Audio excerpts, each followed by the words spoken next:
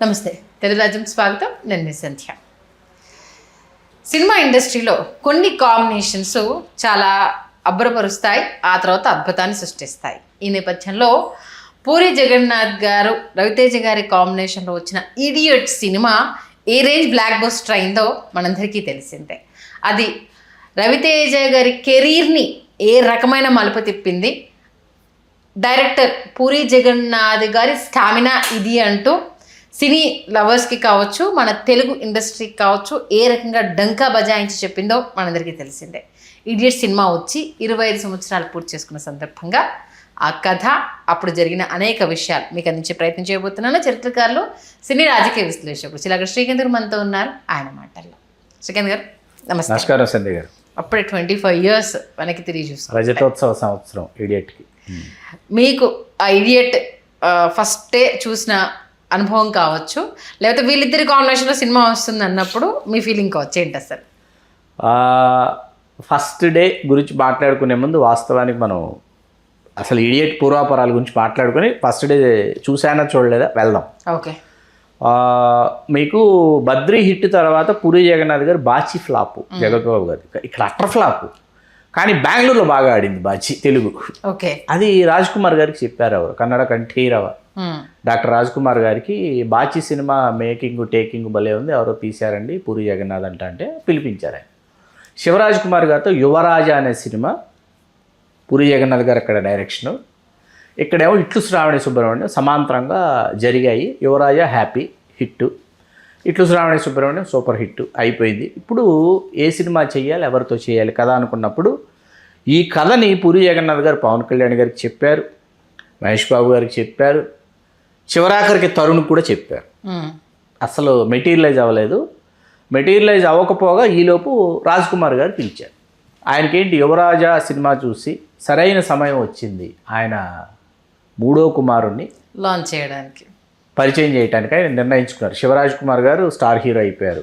తర్వాత రాఘవేంద్ర రాజ్ కుమార్ ఇంకొక ఆయన ఉన్నారు, ఆయన నంజుండ కళ్యాణ సినిమాలు చేశారు. ఆయన తర్వాత ఏమో పునీత్ రాజ్ కుమార్. పునీత్ అక్కడ బాలనటుడిగా చాలా అప్పటికే ప్రసిద్ధి చెందినటువంటి నటుడండి, బాలనటుడిగా చైల్డ్ ఆర్టిస్ట్గా ఒక స్టార్డమ్ ఉంది అతనికి.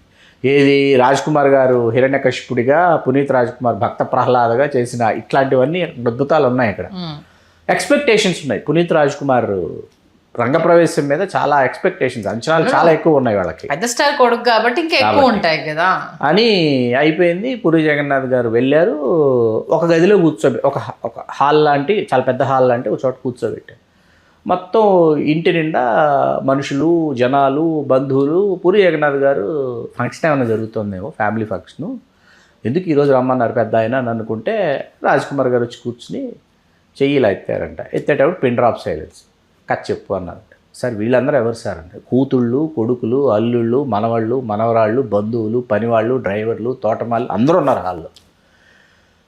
ఎప్పుడు జీవితంలో ఒక ఆడిటోరియం కథ చెప్పాలి. ఇప్పుడు ఒక ప్రొడ్యూసర్కో లేకపోతే ఒక హీరోకో కూర్చుని 1 to 1 వాళ్ళ ఫ్రెండో ఇంకెవరో ఉండి కథ, ఒక నలుగురు కూర్చుని కథ గురించి చర్చించుకోవడానికి, మాట్లాడుకోవడానికి, ఒక ఆడిటోరియంకి కథ చెప్పడానికి చాలా తేడా ఉంది.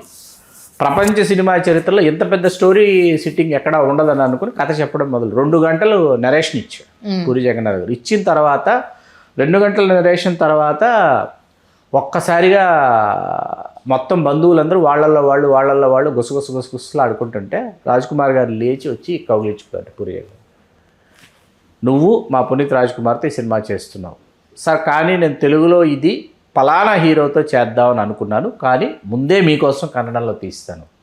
ఎవరా పలానా హీరో? ఆ పలానా హీరోయే రవితేజ. రవితేజకి పూరి గారు చెప్పారు. వాళ్ళు పవన్ కళ్యాణ్ గారు, మహేష్ బాబు గారు, తరుణ్ అయిపోయింది, నీతోనే తీద్దాము. ఇట్లు శ్రావణి సుబ్రహ్మణ్యం ఎలాగైతే నీ పేరు మీద రాసి పెట్టిందో ఇది కూడా నీ పేరు మీద రాసి పెట్టిందో, నిన్నే ఈ సినిమాతో మరొక మెట్టెక్కిద్దామని అనుకున్నాను, కానీ ముందుగా నేను కన్నడంలో చేయాల్సి వస్తుందంటే హ్యాపీగా నువ్వు కన్నడంలో చేసేసి రా, సంవత్సరం అయినా సరే నేను ఎదురు చూస్తా అన్నాడు. అక్కడ అప్పు చాలా పెద్ద హిట్, కనీ విని ఎరుగని ఇండస్ట్రీ హిట్ లాంటి ఒక బ్లాక్ బస్టర్ అయింది. కన్నడంలో అయిన తర్వాత వెంటనే తెలుగు పూరి జగన్నాథ్ అంత క్రితం వైష్ణోదేవి ఆలయానికి వెళ్ళారు.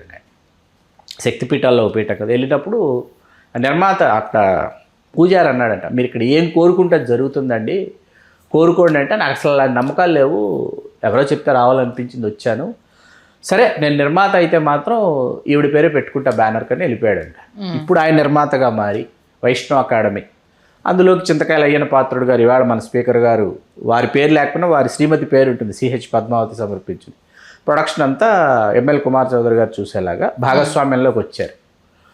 కన్నడంలో చేసిన రక్షితనే హీరోయిన్గా తీసుకున్నారు. గౌరీశంకర్ గారిని ఫేమస్ సినిమాటోగ్రాఫర్ అండి, వాళ్ళ అమ్మ కూడా హీరోయిన్ మమతారావు గారిని, వాళ్ళ అమ్మాయి రక్షిత. అలా కుదిరినటువంటి ఇడియట్. టైటిల్ ఇడియట్ అన్నది అనౌన్స్ చేయగానే అండి అస్సలు ఒక్కసారిగా ఇండస్ట్రీలో ఒక చిన్న కలకలం బయలుదేరింది. ఇప్పుడు ఇడియట్ టైటిల్ ఏంటి, నెగిటివ్ టైటిల్ ఏంటి అని చెప్పేసి మార్చి 24, 2002 ప్రారంభమైంది. పూరి గారి స్పీడు, ఎంత స్పీడ్ టేకింగ్ అంటే 55,000 నెగిటివ్ ఎక్స్పోజర్ అండి, అంతే సినిమా.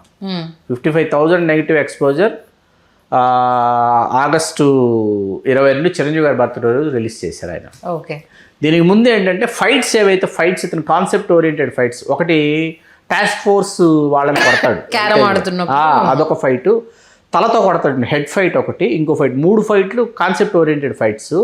అవి 3 సారథి స్టూడియోస్లో తీశారు. హైదరాబాద్ దాటి వెళ్ళలేదు షూటింగ్కి ఎక్కడికి. ఓకే. పాటల కోసం 2 పాటల కోసం బ్యాంకాక్ వెళ్ళారు. బ్యాంకాక్ వెళ్ళడం అనేది ఇంకా ఆ తర్వాత నుంచి పూరి జగన్నాథ్ గారి జీవితంలో సంప్రదాయంగా మారిపోయింది. బ్యాంకాక్ వెళ్ళకపోతే కథ రాదు, సీన్లు రావు, డైలాగులు పుట్టవు అన్నది. అవేవి లేకుండా వెళ్లకుండా చేసిన సినిమా ఇడియట్. ఇందులో ఆ పైకి వాటర్ ట్యాంక్ పైకి ఎక్కి దూకుతాడు, దూకితే నువ్వెలా బతుకుతావే అని కిందకు వచ్చి అడుగుతాడు. అది 16 ఏళ్ల వయసు సినిమా, తమిళ్లో 16 5 నెలలే. అందులో కమల్ హాసన్, తెలుగులో చంద్రమోహన్ చచ్చిపోతామని చెప్పి వెళ్ళిపోయి మళ్ళీ వెనక్కి వచ్చి నేను చచ్చిపోతే నువ్వు ఎలా ఉంటావే అని అడుగుతారు హీరోయిన్. దాన్ని యాజ్ ఇట్ ఈజ్గా అద్భుతంగా తనదైన స్టైల్లో క్యాప్చర్ చేశాడు. యాక్చువల్గా సీనుగాడు ఫస్ట్ అనుకున్నది హీరో పేరు సీనుగాడు. పూరి జగన్నాథ్ గారి ఫ్రెండ్ విజయవాడలో సీను అని ఉండేవాడంట. ఆయన ఏం మాట్లాడినా ఆయన మాటకు ముందు మాటకు తర్వాత తన ఇంట్రడక్షన్ ఈరోజు సీనుగాడి బర్త్డే తెలుసా అని స్టార్ట్ చేసేవాడంట. అది అప్లై చేస్తే సింధూరంలో చంటి అండి హీరో పేరు, రవితేజ పేరు చంటి. ఆ చంటిగాడిని పెట్టు బాగుంటుందని రవితేజ అంటే చంటిగాడిగా మార్చారు. ప్రకాష్ రాజ్ గారు, కోటా శ్రీనివాసరావు గారు, కైకాల సత్యనారాయణ గారు, జీవా గారు, అసలు ఈ సినిమా మొత్తం సినిమా గురించి మాట్లాడుకొని ఆలీ గారి గురించి మాట్లాడుకోకపోతే వృధా ప్రయాస, ఏదో లోపం. నార్మల్గానే పూరి జగన్నాథ్ గారి సినిమాలో అలీ గారి క్యామియోనే డిఫరెంట్గా ఈ సినిమాతో ప్రారంభమైంది. ఈ సినిమాలో లెంగ్త్ దృష్ట్యా ఆలోచించుకొని ఒక కామెడీ ట్రాక్ ఉంటే బాగుంటుందని అలీ గారి మీద రాసుకుని ఇంప్లిమెంట్ చేశారు. జీవా గారికి ఈ సినిమాను ఇట్లు శ్రావణి, అవును వాళ్ళిద్దరు ఇష్టపడ్డారు, ఇడియట్, అవును వాళ్ళిద్దరు ఇష్టపడ్డారు. ఈ 2 సినిమాల వల్ల జీవా గారికి విపరీతంగా కామెడీ పాత్రలు రావడం మొదలుపెట్టాయి అక్కడి నుంచి. అసలు ఇందులో చాలా బాగుంటుంది జీవా గారి పాత్ర. కోటగారి ఫాదర్ అండి, మనం ఎప్పటికీ మర్చిపోలేని కోటగారి ఫాదర్. మదర్ సంగీత, ఇంకా చెప్పేది ఉంది సంగీత గారి మామూలు అంటే అప్పటి జనరేషన్ మదర్స్ కి చాలా క్వైట్ ఆపోజిట్ లో ఆవిడ రోల్ అనేది. ఇమీడియట్గా అంటే ఫాదర్ని పంపించేసి కొడుక్కి సపోర్ట్ చేయడము. పోలీసు కూతురు అంటే ఓ మీ నాన్న కానిస్టేబుల్లోకి ఎట్టు, ఆయన పోలీసులోకి ఎడ్డా భలే సెలెక్ట్ చేసుకున్నావరా అనేసి. గిరిబాబు గారిది అద్భుతమైన పాత్ర ఇందులో. ఎందుకంటే గిరిబాబు గారు అంటే రవితేజని సేవ్ చేసేటటువంటి ఒక క్యారెక్టర్. అవును, మన వెంకటస్వామి కొడుకు సార్ అనేసి. కానీ ప్రకాష్ గారు తొక్కినార తీయాలని కదా, ఒసామా బిన్ లాడెన్ వీడు నమ్మొద్దు అంటాడు కదా రవితేజ గారు. అది కాదు చంటిగాడు లోకల్ కావచ్చు, ఒక డైలాగ్ ఏంటి ప్రతి డైలాగ్. అసలు క్యారెక్టరైజేషన్కి సినిమా రిలీజ్ అయిన రోజు మార్నింగ్, ఆ రోజు చిరంజీవి గారి బర్త్డే కదా, ఒక జైలుకి వెళ్ళి ఖైదీలకి ఏదో పండ్లు అన్నీ పంచి అక్కడి నుంచి వృద్ధ సేవాశ్రమం, అనాథ సేవాశ్రమం అన్నీ తిరుక్కొని మధ్యాహ్నం అయ్యే టైంకి అప్పుడు క్రాస్ రోడ్స్కి అప్పుడు వెళ్తుండగా సినిమా సూపర్ డూపర్ హిట్ అన్న టాక్ వచ్చేసింది. అప్పటికి చాలా పెద్ద హిట్టు అన్న టాకు వచ్చేసింది. అప్పటికి శుక్రవారం చూడలేకపోయా, శనివారం చూడలేకపోయా, ఆదివారం చూశాను సినిమా. ఆదివారం మెయిన్ థియేటర్లో చూశాను సినిమా. ఆ తర్వాత చాలాసార్లు మెయిన్ థియేటర్లోనే చూడటానికి ఇష్టపడ్డా, మెయిన్ థియేటర్లోనే చూశాను సినిమా.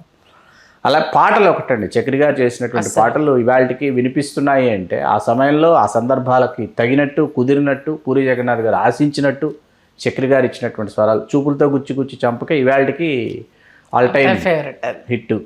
అసలు అలా ఒకటిగా మెలోడీ సాంగ్స్ కావచ్చు, ఆ సినిమాలో వేసిన మెలోడీ సాంగ్స్, వాళ్ళిద్దరు కాంబినేషన్. వాల్ పోస్టర్ ఉండేది మీకు, ఆ వాల్ పోస్టర్ ఎంత క్యూట్ వాల్ పోస్టర్ డిజైన్ అండి. మీకు రవితేజ గారు రక్షిత్ గారి మెడ వంపులో ఇలా ముద్దు పెట్టేసుకొని ఉంటాడు. ఆ వాల్ పోస్టర్ థియేటర్లకు లాక్కెళ్ళింది ప్రేక్షకులు. ఎక్కడ కాంప్రమైజ్ అవ్వలేదు. టైటిల్ కూడా సార్ ఇడియట్ ఓ చండీగఢ్ ప్రేమ కథ అనేసి అని అప్పటి యూత్ లో బాగా అట్రాక్ట్ చేసిన మూవీ అంటే ఇవాళకి అండి, ఇవాళ తెలియకుండా అప్పుడు ఇంకా అసలు అంటే ఒక new wave generation, new wave youth, ఒక న్యూ వేవ్ లో ఉన్నటువంటి యూత్తో పాటు ఫిల్మీ లవర్స్ చాలా సీరియస్గా కనెక్ట్ అయినటువంటి రాస్తే ఇలా రాయాలి, ఈ కొత్త పందాలో రాస్తున్నారు, కొత్త తరం కోరుకుంటున్నటువంటి కొత్త తరహా క్యారెక్టరైజేషన్, దాన్ని రవితేజ గారు దానికి ఆయన పోర్ట్రేట్ చేసినటువంటి విధానం, ఇవన్నీ దానికి అపోనెంట్ ఎవరైతే బలంగా ఉంటారు, మీకు ప్రకాష్ రాజ్ గారు చాలా ఎంత బలమైన అపోనెంట్, ఆ బలమైన అపోనెంట్ ఉన్నప్పుడు ఈ హీరో క్యారెక్టరైజేషన్ ఎలివేట్ అవటం, అది అద్భుతమైన ఆ బ్యాలెన్సింగ్ అనమాట. అవును, అలాగే చాలా అద్భుతంగా చేశారు. అంటే కోటా గారిని విలన్గా మనము ఎంత క్రూయల్గా చూసాము, యాజ్ ఏ ఫాదర్గా కామెడీ రోల్ మెయిన్ థింగ్. తింటూ ఉంటే అలా చూడనా దిస్ తగులుతుంది అనేసి అంటే అది అంతకుముందు తిట్టేస్తాడు కోటా గారు, అంతా తిట్టేసి రవితేజ సీరియస్ అంటే మెక్కుదాం పదండి అంటాడు కోటా గారు. అంటే తిట్టడం దీందే దాని దానిదే పదండి అంటాడు అనమాట. అలాంటివన్నీ కూడా ఏంటంటే ఆయన అనుభవించిన పూరి గారు అనుభవించినటువంటి పాత్రల తాలూకు మాధుర్యం ఏదైతే ఉంటుందో దాన్ని తెర మీదకి తీసుకురావడం.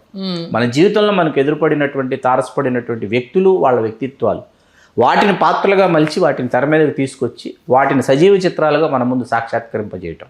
అవును, that is the style of Puri Jagannadh. Chakri గారితో ఎన్నో సినిమా ఇది అప్పటికి? చక్రి గారితో అప్పటికి బాచి మొదటి సినిమా అండి. బాచి, ఇట్లు శ్రావణి సుబ్రహ్మణ్యం, ఈ సినిమా మూడో సినిమా, హ్యాట్రిక్. బాచి ఫ్లాప్ అయినా లక్ష్మీ వెంకట లక్ష్మి ఇన్ని పాటలు ఎక్కేసాయి కాబట్టి వాళ్ళ ప్రయాణంలో మూడో సినిమా. సినిమాకి అన్న అవార్డ్స్, చాలా అవార్డులు వచ్చాయి. ప్రస్తుతానికి సినిమా మనం మేకింగ్ల గురించి మాట్లాడదాం. అవార్డులు అనేవి 2, 3, 4 వచ్చాయి. మామూలుగా డైలాగ్ రైటర్గా పూరి జగన్నాథ్ గారు ఒక మార్క్ ఉంటుంది. ఆయన ఏది పెన్లో రాసిన చంటిగాడు లోకల్ అనేది, ఎంతమంది కమిషనర్లు వస్తుంటారు పోతుంటారు, కమిషనర్ కూతురికైతే మొగుళ్ళు రారా అంటూ ఇలాంటి పంచ్ డైలాగ్స్ చూడడం జరిగింది. మరి ఆయన రైటింగ్కి ఈ సినిమాలో ఏమైనా అవార్డ్స్ వచ్చాయా? దీనికి రాలేదండి. ఇట్లు శ్రావణి సుబ్రహ్మణ్యంకి ఉత్తమ కథా రచయితగా వచ్చింది. ఆ తర్వాత అమ్మా నాన్న తమిళంకి ఉత్తమ సంభాషణల రచయితగా వచ్చింది. ఈ సినిమాకు పాపం పురస్కారాలకు నోచుకోవాలా, ఏది నంది పురస్కారాలకు నోచుకోవాలా. ఆ సంవత్సరం ఇంద్ర, అవును వాళ్ళే దృష్టిపడ్డారు, సంతోషం, ఈ సినిమాలు పురస్కారాలు ఎగరేసుకుపోయాయి. ఓకే, కానీ ఇప్పటికీ రవితేజ గారి కెరీర్ని మలుపు తిప్పిన సినిమా అని చెప్పవచ్చు. ఎప్పటికీ చంటిగాడే కదండి. ఆ తర్వాత చంటిగాడని ఆయన ఒక సినిమా చేశారు. అవును, కృష్ణారెడ్డి అని ఒక కొరియోగ్రాఫర్ ఉండేవాడు. కృష్ణారెడ్డి చేసిన క్లైమాక్స్ ముందు వచ్చే సాంగ్ కృష్ణారెడ్డి డాన్స్ చేశాడు, అందులో చాలా అద్భుతంగా చేశాడు. అతను చాలా మంచి సాంగ్స్ పూరి గారికి ఒక్కొక్క సినిమాలో, బద్రి అప్పటి నుంచి ఉన్నాడు అతను. అతను ఒక్కొక్క సినిమాలో 1-2 పాటలు అతనే కొరియోగ్రాఫ్ చేసేవాడు పూరి గారికి. ప్రేమ గురించి పాడతారు, అదే ఆ పాట చాలా బాగా చేశాడు, చాలా బాగుంటుంది కొరియోగ్రఫీ. అలా ఇవాళకి మనం తెలియకుండా సాయంత్రం పడి కూర్చుంటే పూర్తి అయిపోయిన వరకు చూస్తూనే ఉంటాం అనమాట. చాలా సరదాగా వెళ్ళిపోతుంది. ఈవెన్ పూరి జగన్నాథ్ గారి తమ్ముడు కూడా ఇందులో యాక్ట్ చేశాడు. హీరో ఫ్రెండ్, రవితేజ గారి ఫ్రెండ్ సాయిరామ్ శంకర్ చేశాడు. నిజంగా మరొక్కసారి పూరి మార్క్ డైరెక్షన్ని, రవితేజ గారి కెరీర్లో టర్నింగ్ పాయింట్ని రెండింటిని కలగలిపి వచ్చిన ఆ ఇడియట్ సినిమా రజతోత్సవ సంవత్సరంలో తెలియజేయడం చాలా సంతోషంగా ఉంది. ధన్యవాదాలు సార్. ధన్యవాదాలు సండి గారు. హలో, తెలుగు రాజ్యం ఛానల్ చూస్తున్నారా? సామాజిక, రాజకీయ, జీవన చిత్రణే తెలుగు రాజ్యం. అతిశయోక్తులు, అసత్యాలు ఉండవు. రాజకీయ కోణం కాదు, ప్రజా కోణమే కొలబద్ద. తెలుగు రాజ్యం వీక్షణ మీ ఉత్తమ అభిరుచికి నిదర్శనం.